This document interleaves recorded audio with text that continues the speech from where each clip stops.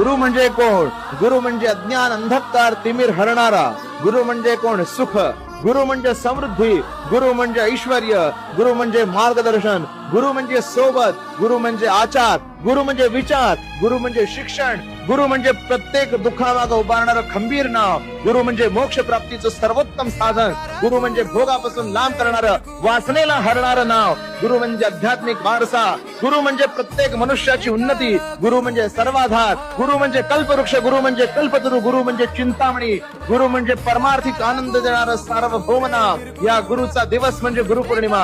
आपल्या गुरुची गुरुपौर्णिमा अत्याधिक आनंदानं मनापासून मनोभावे साजरी करा. या गुरुची गुरुपौर्णिमा साजरी करत असताना लक्षात ठेवा, तो दिवस फक्त गुरुचा नसून खऱ्या अर्थानं शिष्यासाठी आहे. त्या शिष्यानं आपल्या गुरुच्या चरणात नतमस्तक होऊन गुरुने सांगितलेल्या मार्गावर चालण्यासाठीची शपथ घेण्याचा सार्वभौम दिवस म्हणजे गुरुपौर्णिमा. आनंदानं साजरी करा.